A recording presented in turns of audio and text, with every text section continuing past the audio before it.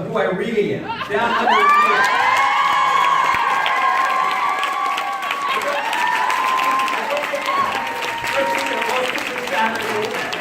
I promised I would do this. So, are you happy now? So, I said I would do that, and I've just been waiting for that moment. So, first off, thank you for being here.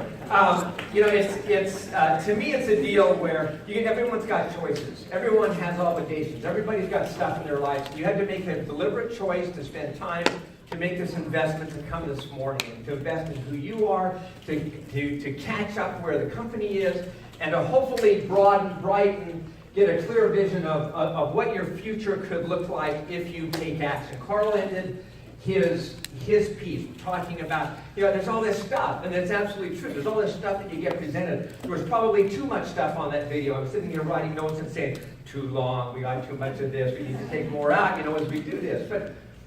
But what that represents, if you helicopter up, okay, if you were to step back and get out of the weeds for a moment, what just happened on that video is we introduced double time, as we introduced 80-day obsession, as you talk about daily sunshine, as you talk about clean week, as you talk about everything that was there, what that represents is innovation, and it represents this alignment with who and what we are as a company to provide the best fitness, the best nutrition, and the greatest opportunity literally in the world so that people can change their lives. That's what that is all about. And that doesn't happen without you. That doesn't happen without coaches. That doesn't happen without people that are sharing. And the responsibility of a coach is really twofold. It's one, to introduce who and what we are to people who just want to be customers, who just want to get fit in their life, who just want good nutrition and need a little bit of help. And then the second responsibility is to introduce that same thing to other people who want to share and who want to pursue a business, who want to have some of the benefits of earning an income and changing their life financially as well. And it's that packaging. And I don't know why you're here, okay, but I hope you find out. And maybe it's just as a customer. Maybe you just wanted to come and work out and you wanted to be a sense of, part of the tribe, part of the community.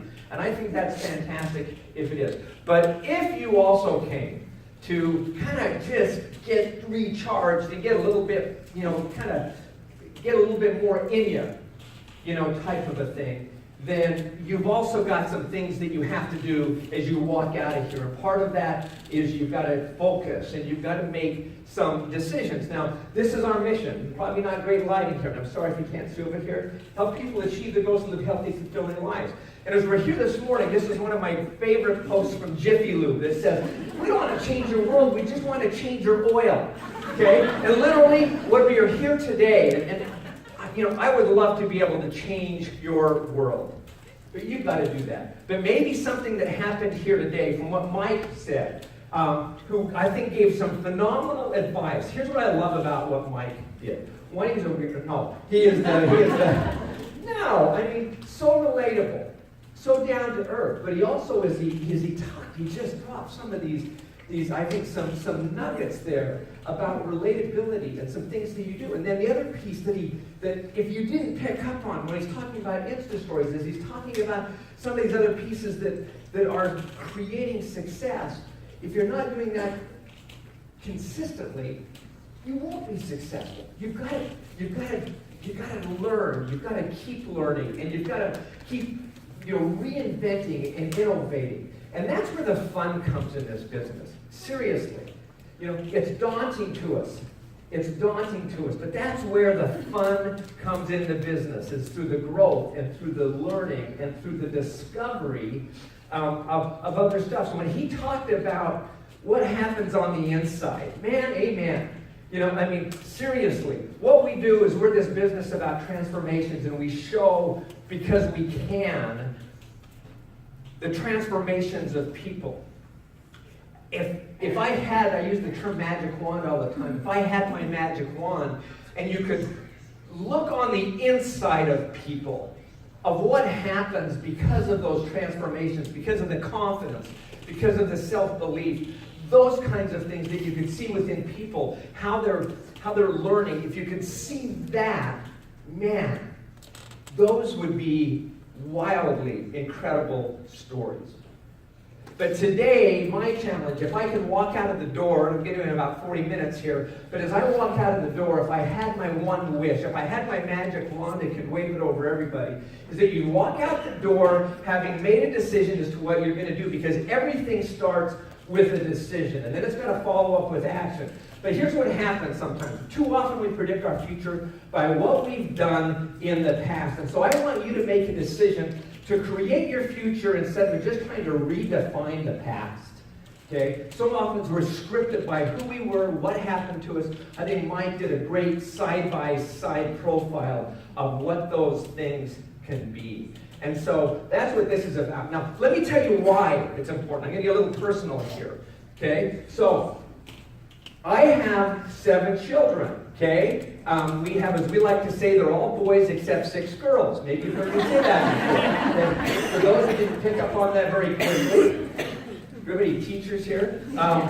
What that means is we have 1 son and we have six daughters. These are the 2 babies. The baby is Maddie, okay? The other one's Topher. That was taken yesterday, okay? Not really. But it feels like yesterday. Okay? This is Toph. You can see that. This is Toph and Maddie today. And it feels like it was yesterday. I'm the oldest guy in the room by far, but what I'm going to say to you, I'm almost Mike's age. Okay? Raise your eyebrows like that. Really? You know? No, I'm not old enough to be his father. Okay, so here is the point. Here is the point. In the blink of an eye, what happens is they go from here to here. Okay? And life has happened over this. Maddie's 19, Toph's just turned on 9/11. My wife's birthday and his birthday are both on 9/11. But just turned 22. And during that time, a lot of stuff has happened. And a lot of great stuff has happened because of decisions, okay, that have been made. And as you're sitting here, all I could do is kind of try and paint the picture some way that what's going to happen is in the blink of an eye, time's going to change, and you're going to look back and say, what did I do with the opportunities that came in front of me? Okay? How did I grow myself? What chances did I take? How did I push myself? Did I take advantage of what was laid out in front of me? Because the shame of life, the disappointment would be as if you got down the road 10 years, 2 years, 1 year. I'm yelling at you, okay? But 1 year down the road, and you're in the same place, then, man, that's an unfortunate thing, right? And the only way that it's going to change is by the decisions that you make and get clarity around those and the actions that follow from that. Now, this is, I'm just bragging now, okay? So, this is us. Okay, then really what I'm showing you is this is a business of duplication, and I practice what I preach. Okay, so we started with 2, and then we had 7, and we don't know how that happened really. But it was good, and it happened. And well, I'm not going to go into the lobster thing from last night, but anyway, so. And that's what happens, and then they grow a little bit more, and your kids get married, and it's one of those things that is outstanding. And one of the things that I'm probably most proud of is because I married somebody who married way above myself. But life's about not what you leave to them, but it's what you leave in them. If you leave enough in them, you won't have to leave anything to them. And the thing that I love about this business is that who you can become and what you can leave in the people that you come around, the character that you can develop, the hard things that you teach them to do, that you don't turn and run, that you don't give up. In Autumn's little piece on the 80-day obsession, but the whole piece was, I was listening to that and I thought, man, that was well done. I'm going, 80 days? It's like a lifetime. You mean I'd have to be committed for 80 days to change my life? And you go, are you kidding me? As I looked at Ryan's pictures up here, he didn't notice this, but I noticed it. And I don't know that it was fabricated, but he was kind of going through his journey of saying, oh, look at me, it's kind of this, I didn't lose all the weight I wanted to, it's still a little bit here, a little bit there. What I was looking at is, I was looking at this, but I was looking at the radiance on his face. I don't know if anybody else picked up on that. But if you were to go back and look at that, and you were to go from this one to this one, over to this one, there was something different in what he exuded. That's what we do. That's what we offer to people. That's what you're part of as a coach. And sometimes we get caught up in the mundane, in the non-sexy, mundane of having to do things. But that's where the great stuff really comes from. This is a book I was talking to people about yesterday a little bit. I would recommend it to everybody. It's a book about success. In the foreword of this book, and I mentioned this at Summit, but it's in the foreword of this book, she says, this is for people who are striving for success. Not trying, not hoping, but striving for success. I mean, they're in it. They want to do something. And it's a great book because she coalesces, this Angela Duckworth coalesces so many concepts about what it takes to be successful. And I'm not going to go through the whole back history of this, but she was a bright woman. She worked for McKinsey, this business consulting firm, and she wanted to get out of that, even though she was extremely well paid. But she wanted to understand how people became successful.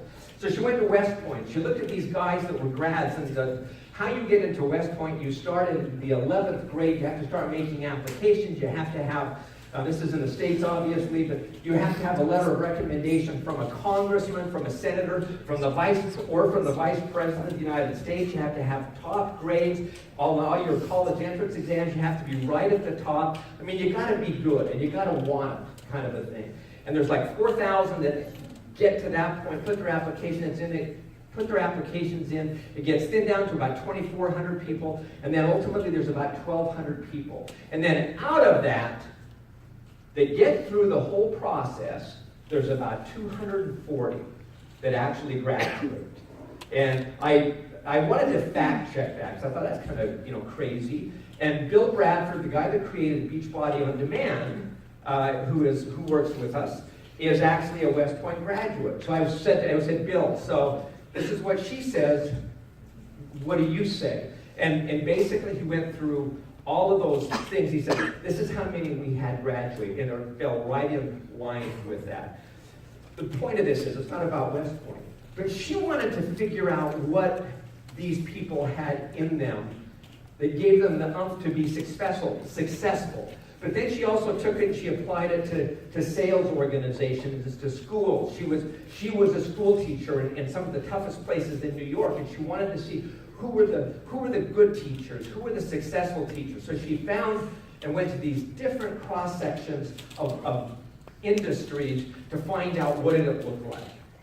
And then she found out some interesting things. She said there's this uncommon ingredient, special ingredient, that she referred to simply as grit. This special blend of passion and perseverance. And we always talk about that, right? Passion and perseverance. I mean, yeah, okay, be resilient, be consistent, kind of thing. But she goes harder, and she says, these people had this, and just stop for a minute and gut check yourself.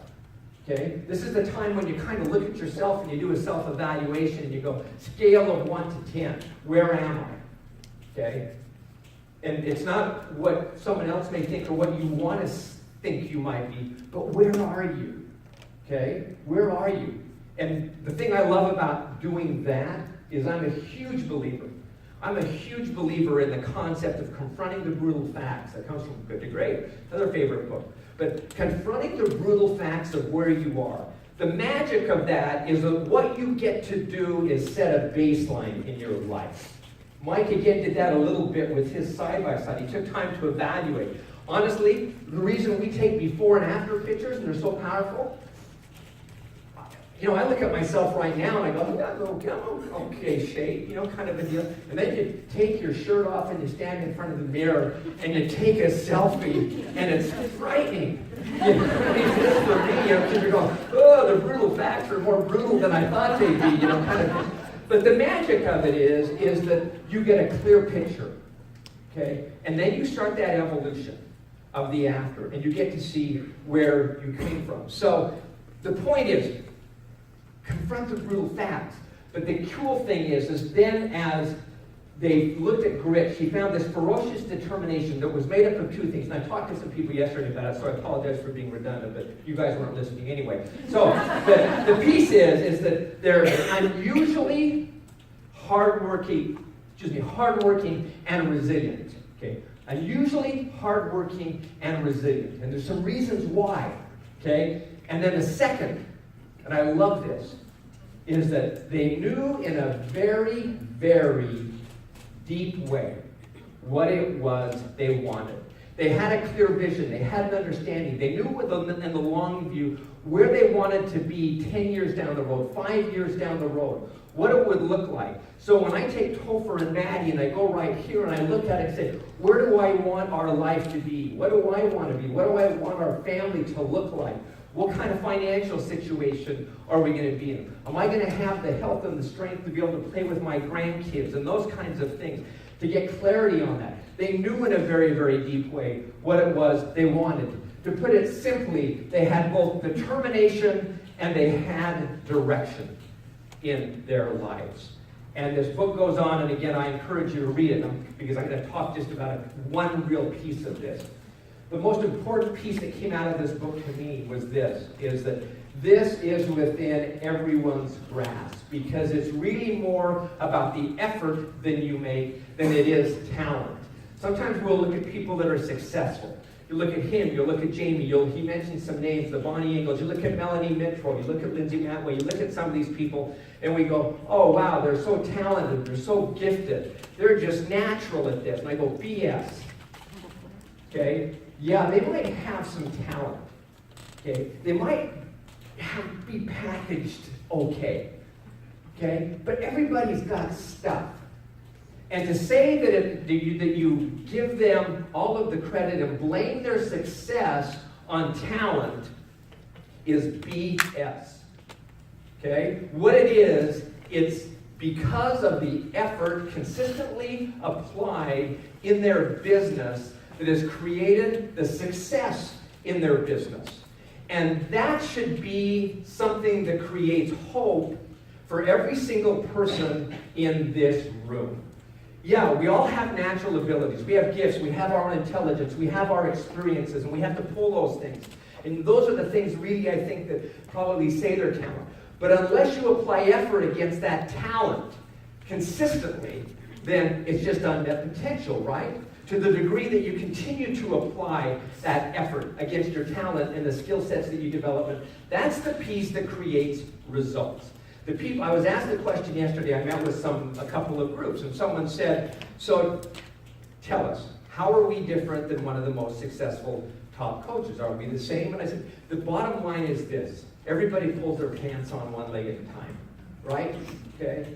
And sometimes people have more determination than others, but I found that the people that are successful are those that are curious. Now, note what's not said in here.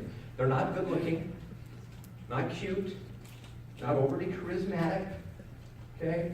They're not look good in a Speedo, or a bikini, that kind of stuff, Mike, come on up here. Let's just get all of Mike good on this. It's not that stuff that makes them great, okay? It's that they're curious. And they have this learning mentality.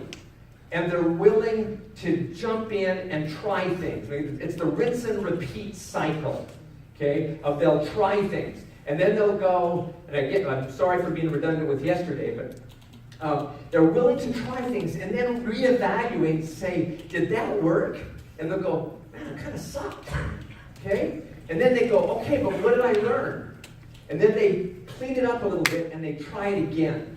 And then they try it again. And then they try it again, okay? And it's this iterative, cleansing, repeating process. I shared this phrase yesterday, is these successful coaches turn bad days into good data. What the meaning this is they may have a sucky day, they may have a sucky experience, it may be a challenge group that didn't work well, or you do a post that falls flat on its face. And what they do is they'll look at that and they'll say to themselves, so that didn't work. Why? They don't let it discourage them, disillusion them, disappoint them, just disengage them. They use that as data to turn it into good data to learn, and then grow and do it again and again.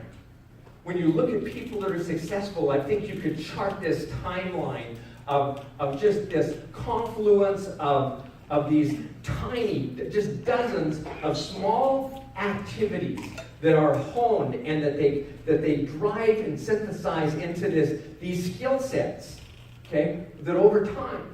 And it's nothing extraordinary. It's these small habits that become a discipline. Okay? And then continually applied, they turn into results.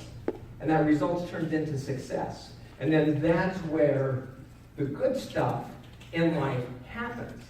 But it happens over time. And that's really what this book is all about. I'm not going to go into this idea, but they talk about the importance of skill counting twice. In the book, that's really your skill times the effort's achievement. And then it talks about, and you've read this as you've read Outliers in so many books. She talks about the importance of deliberate practice. Not just practice, it's that idea that practice makes perfect, it's perfect practice. But when people get good, even in the studies that she did that were completely separate and apart from the Malcolm Gladwell concept of the outliers that are extremely good, she found this same 10,000. But it was of deliberate practice. And in the book, she talks about what deliberate practice is. Typically, do you know where that practice happens? On your own. By yourself. Nobody's watching. And you look at any sports hero. You look at Sidney Crosby. My guess is him. You look at musicians. Pick your poison, okay? On that, pick your hero. Where they develop the skill sets, typically 80% of that time was spent on their own, being curious, practicing, rinsing and repeating, and getting it better, and then getting feedback and being willing to course correct. That's where it happens. When nobody is watching, push on you is going to be very simple.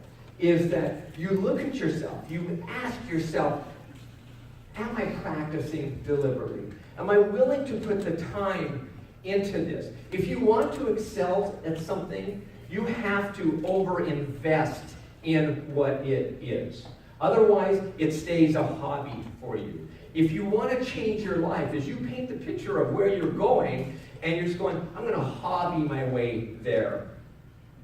I go, chances are, no, I'm done. Erase that.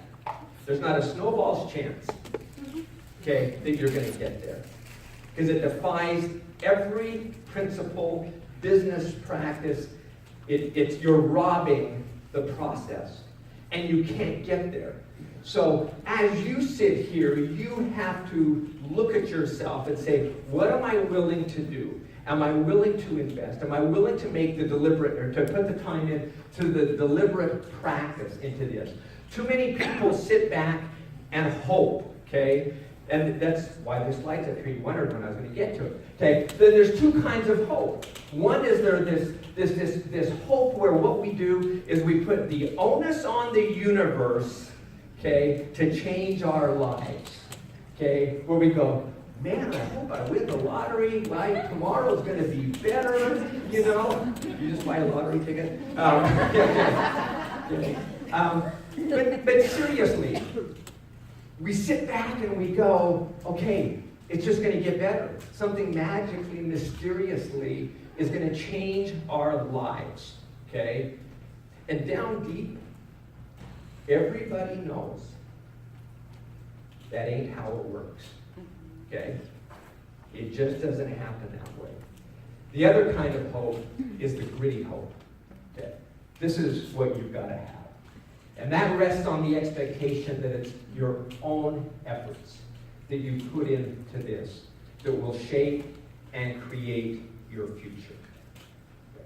So it's the belief and the expectation that when you put in the effort, and the right kind of effort, okay, correct efforts, that those will bear out in the end to improve your future.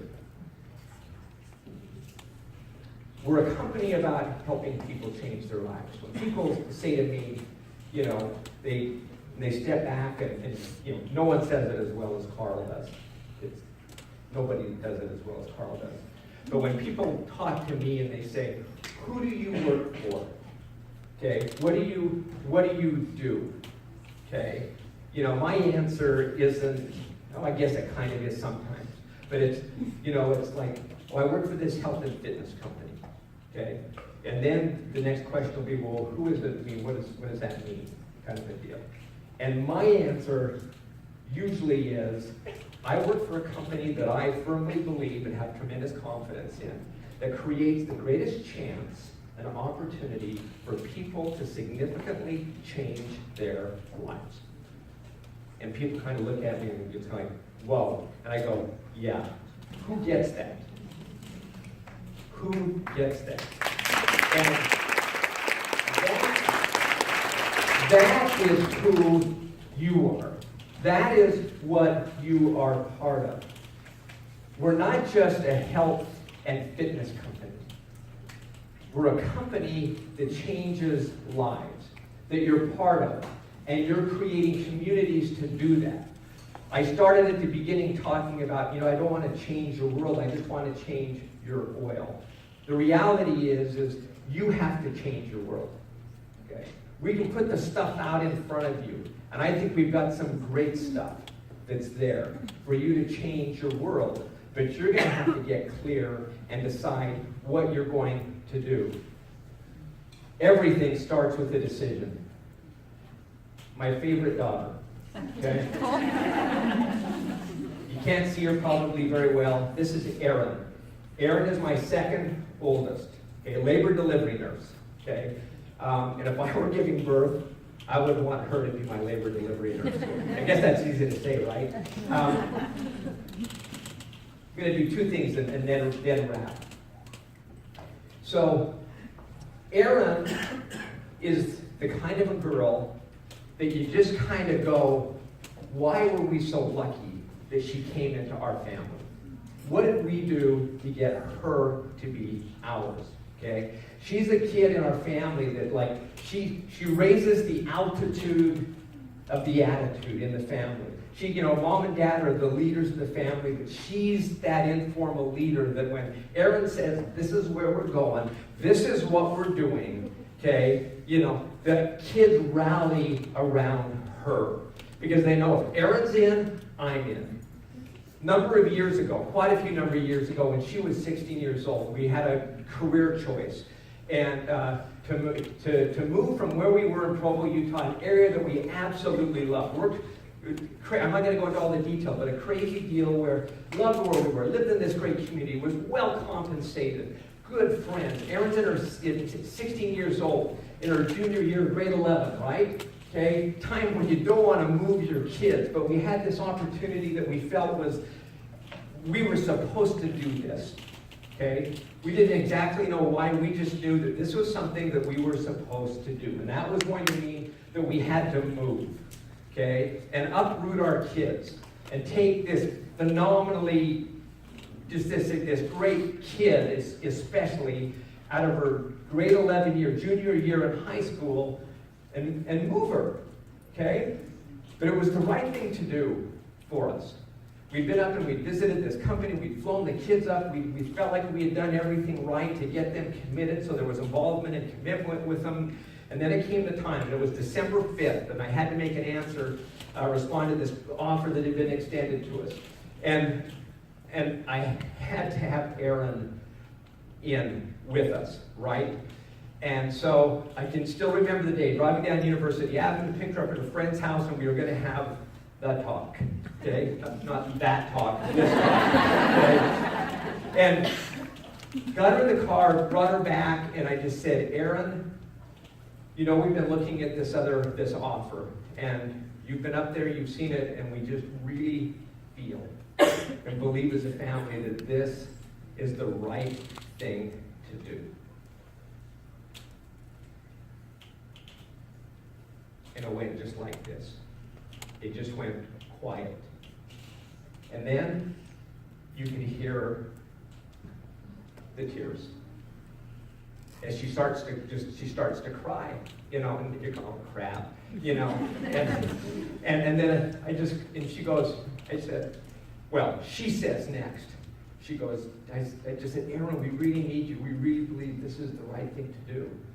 And then she just looks at me and she goes, Dad, it may be the right thing to do, but it's the wrong time in my life. And I'm going, what do you say to that? You know, because it was right. She was right. She was right. And I just said, Erin, we need you on this. We just need you to be part of this. And we just think it's the right thing to do. And so nothing else was said. Fortunately, we were close to home. We get into the garage. She runs out, runs into the house, and the door slams, and she runs upstairs crying. And I walk in. Joette's there, my wife, looks at me. What did you do this time? Long, you know, sort of history, I guess, of making our kids cry. But I said, I really don't. But I just said, I'm just talking to Erin about this move. Then I learned the next morning, this is the point. I learned this great lesson from this little 16-year-old girl the next morning, getting ready to go to work, and she comes in to me. This was unprompted. And she comes in and says, Dad, she said, you know, last night when we had this discussion about the move, and I said it was the wrong time for me.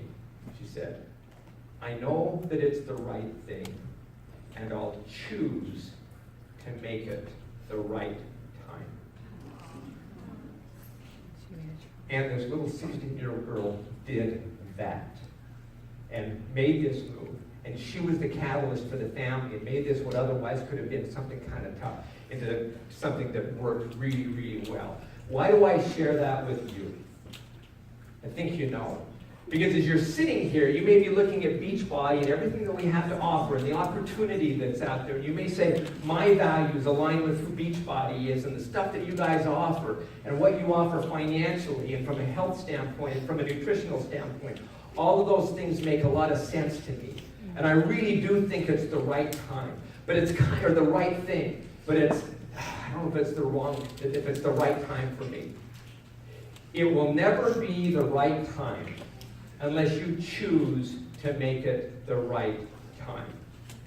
So my invitation to you is you're sitting here, and as you look at this, and you look at the opportunity, and as you look at where you want to put your life, a year and 5 years and 10 years and 15 years down the road, is that you have to choose to make this the right time in order to have that.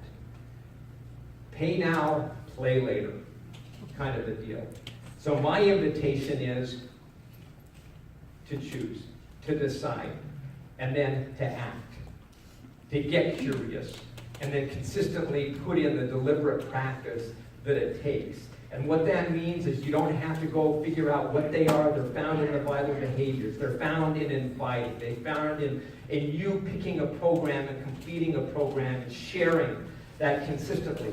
And pointing at Mike over here, and finding new ways to share, and finding new ways to share with people that relate with you, and to take and invest that effort. And if you'll do that, all I can tell you is as a company, we are absolutely committed to continuing to be the best. You saw today a peek to right here. That's how far the headlights shined. Whatever the writing was in school teacher that helps you get to right here. But you need to know that it goes out here and it goes out here with new innovation, with new products, with new nutrition, with different countries. And the opportunity, I think, is just, I never like saying it, we've only just begun, kind of a thing. But honestly, we have just scratched the surface, and we need you. And the cool thing about it is, as you do this, that transformation and the character that's developed, okay, the people you become and the people you help develop is, again, who gets that? And I suggest we do. We do. You do. So take stock of where you are. Make a decision. Don't you dare walk out of here, or at least when you get home, and you don't create a moment when you get home. I was telling some of the girls yesterday, my girls would always get up on the vanity and put their feet in the sink and they do their makeup, kind of thing, get close to the mirror, and it doesn't matter if you get up on the sink and put your feet in the, or up on the vanity, put your feet in the sink, but get somewhere where you can look in the mirror. Get on the edge of your bed, look somewhere, get in the car, look in the mirror, and create that moment where you determine, what do I want to do? What will it look like? And then come hell or high water, because both will come, okay? Both will come. You're going to stick with this, and you're going to figure it out. That's what we're doing, and that's what we'll continue to do. And we need great people that are with us. So I want to thank you guys from the bottom of my heart for being Beachbody coaches, for touching lives, for helping other people. I mean, every one of you is here because someone had the huevos, the courage, the love, the willingness to share and to invite. Everyone here has got some kind of a story. And it took courage to do that. And so I just want to thank you, because this is a courageous business. It is a courageous business. I get that. But as you know, the harder things are, the greater the rewards typically. And I think that's what makes this worthwhile. So again, from the bottom of my heart, thank you for being Beachbody coaches and touching people's lives, and for just pushing yourself every single day. So that's all I got. Thanks for being here.